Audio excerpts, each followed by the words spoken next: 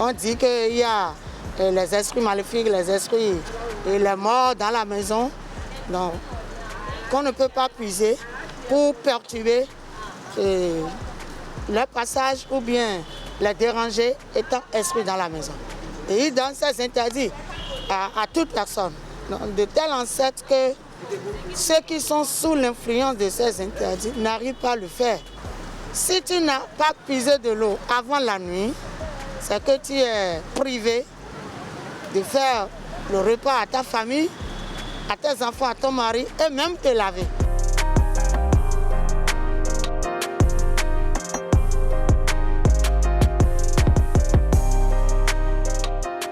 On sent la manifestation des esprits dans la nuit après 0 heure. Parfois on dit les esprits sont fâchés.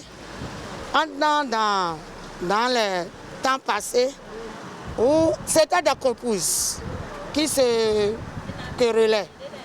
Et l'autre partie au puits, elle puisait et elle incitait l'autre. Quand elles ont fini leur activité de querelle, elles sont rentrées, elles se sont couchées.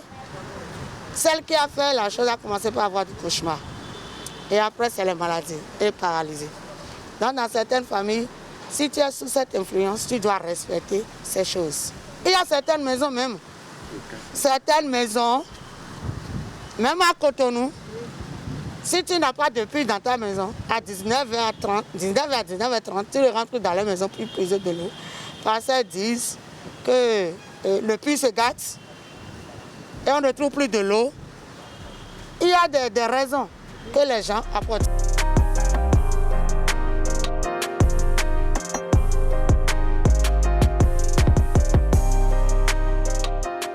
C'est Dieu qui a tout créé et à chaque moment tu as besoin de l'usage, tu le fais et il n'y a pas de conséquences.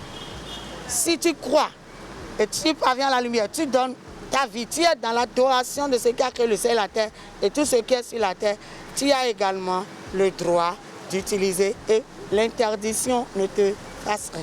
Et oui, s'il vous est jamais arrivé donc de ne pas avoir du repas à la maison parce que vous n'êtes pas allé puiser de l'eau trop tôt, c'est que le repas n'est pas... Du soir à un souci. Il y a une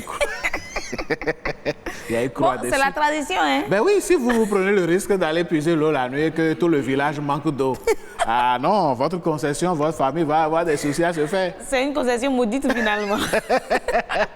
Ce n'est pas comme aujourd'hui où chacun a le robinet chez lui, on peut puiser, on peut prendre de l'eau comme on veut. Avant, c'était les puits. Hein. Ah, quel type de puits encore? Ah oui. Vous tournez.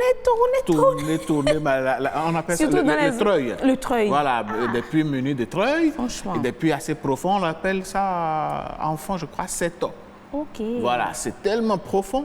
Et donc, vous aussi, si vous faites 20 tours, 28 tours aller-retour... Vous ne pouvez même pas vous retrouver seul à faire ça. Voilà, il faut donc aller en équipe. En équipe. Et mine de rien, ça forgeait donc la communauté entre-temps. Oui, hein. C'était les retrouvailles pour les dames. Ouais. On papote, ça piaille, quoi. Ah, vous aimez ça. Ah,